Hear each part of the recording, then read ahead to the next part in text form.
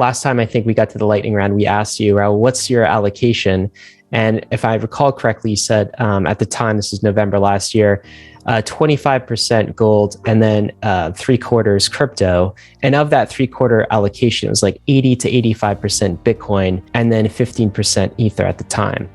Has that changed? And how has that changed in your personal portfolio? Ridiculously. Soon after that, my Ether allocation started going up. I sold my gold almost immediately around then, maybe just before then.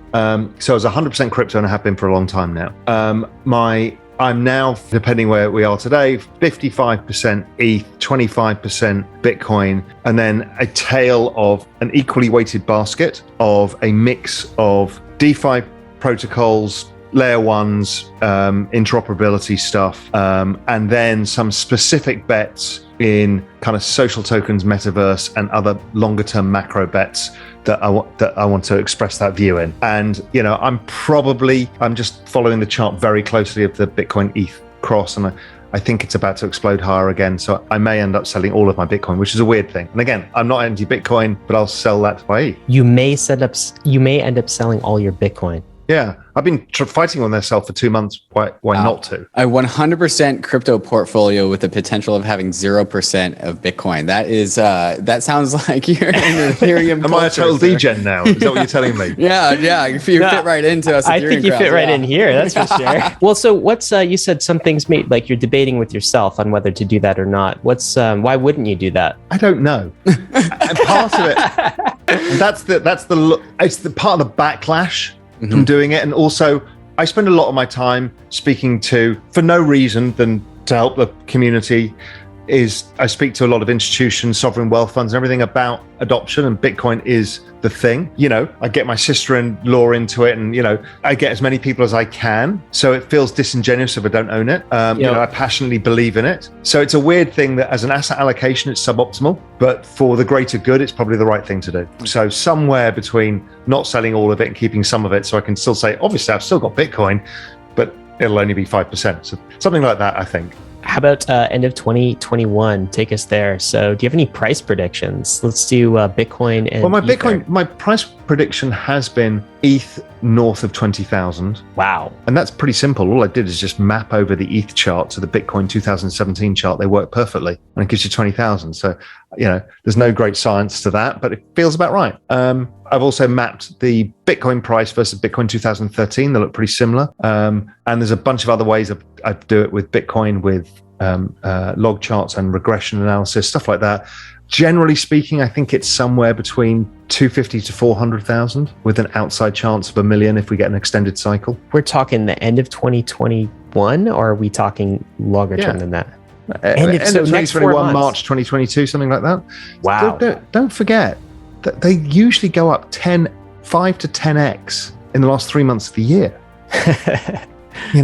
So, we haven't even got to the all-time high, but let's say Bitcoin goes up, 5x from the 60,000 high. That's 350. That'd be very normal rally for year end, considering we're about to have an ETF. And if I'm right, we might see the central bank pivoting to more printing. They may not print more money this year, but they'll start talking about it. Those two things alone are enough to drive Bitcoin to 350, 5x from here. You do think we're about to have a Bitcoin ETF then? Gary Gensler's going to prove without question. It's probably coming in October. Tell me, what is the most hopeful way we can come out on the other side of this rocky decade? My view has become somewhat different. Those factors are not going away, but we've got something else that I call the exponential age that's come into the middle of this. Over the next 10 years, we're already, all of us, dealing with this crypto exponentiality, right? We're starting to get our heads around what exponentiality means. When I say crypto goes up 5x in the last 3 months of the year, you kind of laugh, but you think, yeah, it's possible. Right, that's understanding. I definitely do. That's what exponential means, right? We're starting to get our heads around this. But we've got all at the same time the largest confluence of technologies that are all into maturity, i.e. the exponential stage. That's AI, robotics, genetic sciences, EVs, green energy.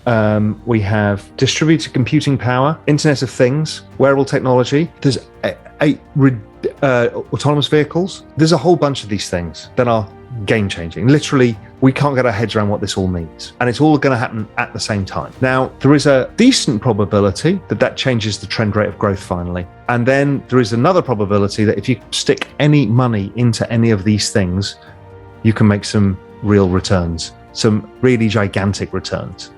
And we talked about it in the crypto space. So a lot of people, I used to argue that the average millennial at 32 years old was pretty screwed because their parents got an opportunity of all-time cheap valuations of equities, all-time cheap valuation of property, all-time cheap valuation of bonds and credit. They couldn't help but make money by just saving some money. They screwed it up by borrowing money, but that's what they did. And they borrowed money because their wages didn't go up. And I've proven that out over time. It's amazing. If you adjust household debt for wages and look at the total savings, the total amount, it's basically stayed consistent. They've just topped up their loss of purchasing power over time. But the millennials were faced with all-time record property prices, all-time record equity prices, all-time record credit prices, fixed income prices. So what was their marginal expected return was so low that they didn't bother saving. Then 2020 came along and it changed everything because you financialized the whole lot of them in one go. And crypto is a lot of this opportunity, and a lot of them are investing in stuff like ARK, which is these long shot future things. And I think that's dead right. I think there's a huge opportunity for people, both in building businesses, investing in stuff, and just the chance for society to adapt at a rapid pace. But it's going to leave a lot of people behind because people fear change.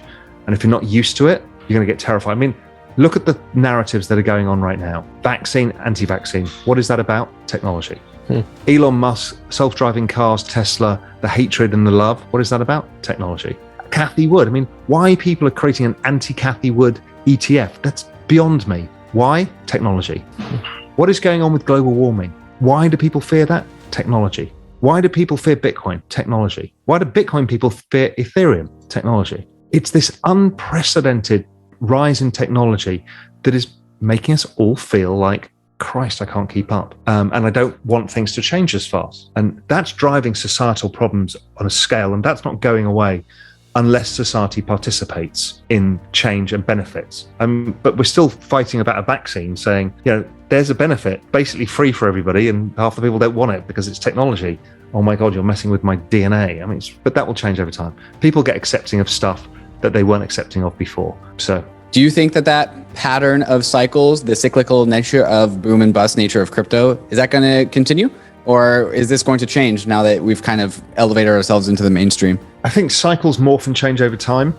But humans, by definition, tend to be cyclical in what we do. GDP is cyclical, credit is cyclical, equities are cyclical, commodities are cyclical. So there's something inherent within how humans get excessively pessimistic and excessively optimistic, that it's cyclical.